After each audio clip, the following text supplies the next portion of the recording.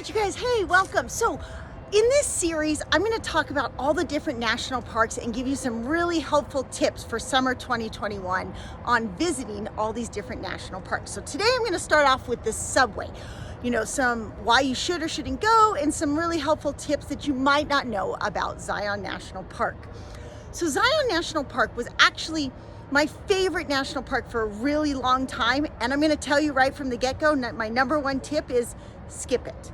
Now, that's not to say that Zion isn't amazing. I just always like to weigh out the cost benefit of like, is it worth it? Right now, quite honestly, it's so crowded. Like, I personally would not want to go on a vacation and have all this excitement about, oh, we're finally gonna get to see Zion National Park, and then to the exhaustion of how hot it is, how crowded it is, and most importantly, how many of the best things are closed right now. But if you're more stubborn and like, but I really, Robyn, this is my chance, I get to finally see Zion National Park, then awesome, go see Zion National Park. So, tip 2, is you've got to get there early. Like, my friend just went there last week, and we're at the beginning of June, last week in the middle of the week, and got there at sunrise at 5:50, and the parking lots were already filled. Not only that, but they ended up they have kind of a big truck like us, and you don't fit in regular spots. They parked in the RV overflow parking spots, and they were coming through and ticketing everybody. Now, if you do go and you want to go there really early and you find parking by the visitor parking lot is quite big, then right from there you can do the Watchman Trail. And the Watchman Trail it's a nice trail. Absolutely great to do. It's only, I think, about 3 or 4 miles. Super easy for most kids to do. So that would be one easy option to be like, go in. I like my friend said, we got our sticker or our stamp on our passport, but we said we saw Zion. Awesome. Half day, early morning, great. But the other way would be to do it really late. Now, most people tend to be like, all right, we'll get there early, we'll beat the crowds. Sometimes we choose the opposite. I know last time we went to Arches about a month ago, we chose to drive in after 3. On my blog, Arches National Park, I say that. Wait till 3 to drive in. Sun doesn't set till after 8, almost 9. You have plenty of time to see a lot of the park without the crowds, because most people go early, and then by 2 o'clock their kids are grumpy, everyone's hungry, they're like, oh, we're out of here. And then it's a little bit easier. Plus, people are coming off the trail, so you have more chance of finding a parking spot. So if you don't want to go early, maybe try just going much later.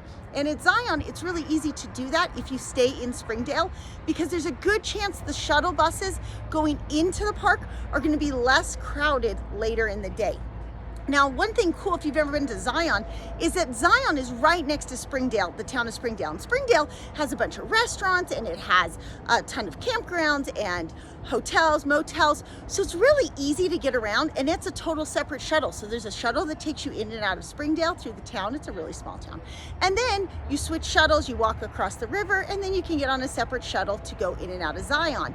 And even if you got there really late and you didn't do any of the hikes, now normally I would tell you have to hike in Zion, but the problem is that the hikes aren't that great right now that are available. Like I said, Watchman's great, but you don't need the shuttle for that. If you go into Zion and you have Angel's Landing, which absolutely is amazing, but I would never tackle it in the summer. There's just too many people, and you have to wait forever, and on the chains, the line gets really long. Plus the heat. Like, it is really, really steep to get up to that trail. So I would not recommend going and doing Angel's Landing right now in the summer. Now, the next trailhead, which I used to love, was Hidden Canyon, Weeping Rock. It had, Observation Point. Well, that trailhead's closed. And so going up there, there's no benefit now. Another trail that you could do, but again, it's kind of boring, it's just a paved trail at the end of the road, is also like, there's not that much wow factor. It is the trail though that you access, it's that Temple of Sinawaya? To ask Gabi. The last stop on the shuttle is where this hike is to access if you want to do the Narrows. We honestly haven't done the Narrows yet, because if we're there in the winter, I don't want to deal with having to get the boots and the wetsuits, and it's just so cold. And then in the summer, I just never want to deal with the crowd. So we have not done that. But what we have done, so if you want to do the narrows, that might be worth doing. It's just be ready that it's just going to take a lot of effort to get to the trailhead early enough. If you do it in the shoulder season, spring or fall, it might be better. But if this is your only opportunity and you've never hiked through water in a slot canyon, it might be super exciting, or you might like one of my other tips. So tip 1 was don't go. Tip 2, get there early. Tip 3, maybe try late. Step 4 is something that you might not know exists. It's called the subway hike. Now, if you, we have a blog on this, like how to hike the subway top down. Honestly, the subway hike is one of the most awesome hikes. It's a little intimidating. If you have just a little bit of climbing skills, like to rappel, then you totally can do it. You have to rappel like 30-foot drops, and it's really easy. You hook up to the chain and you have your harness on, and you belay each other down or just rappel down yourself. And you have to swim across a couple really freezing cold pools. But if you can get a last minute ticket to that, I would highly recommend doing that over dealing with the crowds in Zion. Okay, that's just my adventurous opinion. If that sounds like, oh, that's too much. Another thing you can do is you can get the same permit to do that, but do it from bottom up, which brings you to the really cool view of the subway part, the part that looks like the subway and the subway hike. That's probably better if you can get a permit than even going into Zion. Okay, tip 5 though, is if those like, oh, Robyn, that's way too adventurous. And actually, and for step 4, if you wanted to, you could go up and see like Lamb's Knoll, where there's, tip 5. You could go up to Lamb's Knoll, hire a guide, and they'll take you rappelling, which is kind of close to where you would do the subway hike, either top down or bottom up. The cool thing about there is you hire a guide and you go rappel all these cool, like, they're kind of like slot canyons, but it's where we go rock climbing too. But that part is really exciting and it's beautiful there. So number 5 would be to go to Lamb's Knoll and do some rappelling. Okay. Number 6 would be to go to Kolob Canyon. Now, Kolob Canyon is really far actually from Zion, but it's like coming from the backside of it. So you would you'd come back through Hurricane, you'd stay on the 15, you have to go from St. George on the 15 up about 30 minutes, and then you access Kolob Canyon. Now, Kolob Canyon's a narrow, windy road, so if you have a big fifth wheel or a trailer, you're gonna have to drop it in the parking lot, which isn't a problem. It's right off the freeway, it's easy to access. There seems to be plenty of parking, maybe on a holiday or weekend, it's a little bit more crowded, get there early, but you drop your trailer or you leave your trailer in a campground. And there are 3 main trailheads that are all really awesome. I mean, it's not quite exactly the same feel as like you get at Angel's Landing or when you're taking the shuttle bus in Zion Canyon, but it's still really, really beautiful. The first trailhead, it's about, I think, 2 miles each way to get to this beautiful cave, and red rocks are surrounding you, and you pass a couple cabins.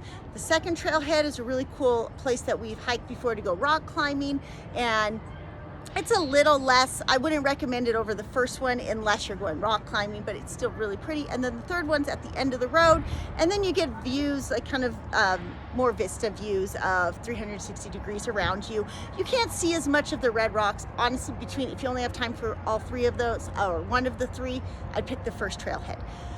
And then another option is just to go camping nearby there. There is some really great camping out, either like in Springdale, or there's a lot of BLM camping in Virgin. There's, you know how much we love St. George. Well, if you're new to our channel, we love St. George. There's great camping there. It's really hot. There's in the summer, but there's great reservoirs. You could rent a boat. You could do some sup. Another place that we really love camping nearby there is called Vail. It's Crawdad Canyon, so you get to camp and rock climb, and there's a pool. It's kind of like a mini resort. It's not a huge resort for sure, but it was really nice. We have that in our Best Rock Climbing St. George. Has a little bit more information about Vail, but quite honestly, like, it's a different experience. It's not Zion, but it's something else that you could do either before or after Zion if you don't want to deal with the crowds. Another one, I think we're on tip 8, gotta keep track, is go past Zion, further east, and go explore Knapp. Kolob, pink coral sand dunes are really cool. It is going to be a little warmer there, but it's not as hot as St. George's, so that will help. There's amazing slot canyons. There's just a lot to explore, a lot of really cool off-roading. So if you can either rent a RZR or you have a RZR, that is a great spot to go. Number 9 is you can also hike. We talked about Observation Point. Observation Point is really our favorite hike outside of doing the subway. If you're in Zion, the part that you can't access, well, Observation Point kind of gives you views like you would have if you were in on top of Angel's Landing, which is a little bit more scary. Just in case you don't know much about Angel's Landing, you go up for 2 miles on a steep paved trail, and then there's a spot where people who have fear of heights can just chill, and then you go another like half mile to a mile where it's exposed. You know, you're kind of on a ridge, there's chains.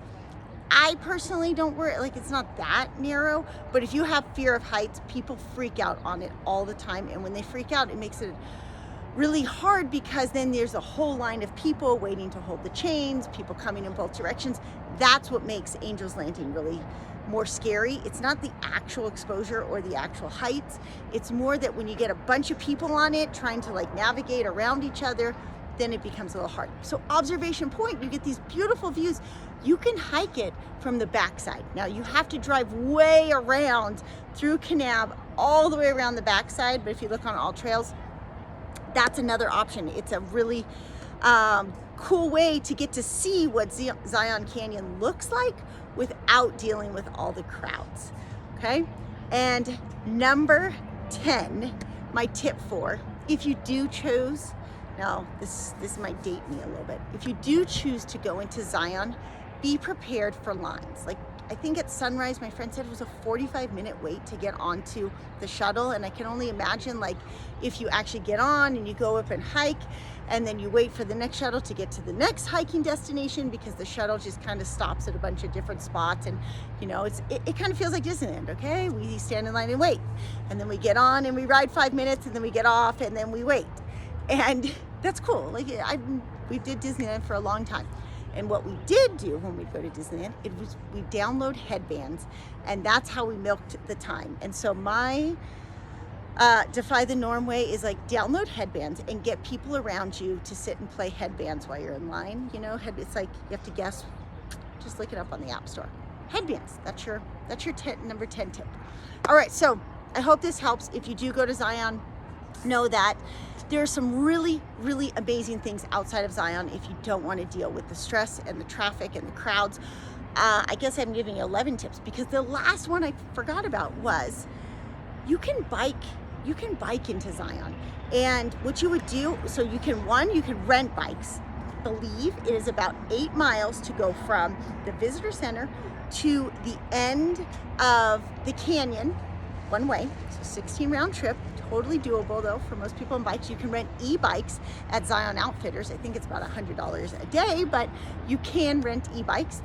And that would be a great way to explore Zion, assuming your kids are old enough to bike that, and not have to deal with the shuttle. And part of it is a bike path, and then the rest of the time it's close to traffic. You'll have to navigate the shuttle buses, but it's easy to do. So hope that helps you with Zion. Be sure to message me or email me if you have any questions, since you can't leave comments on this.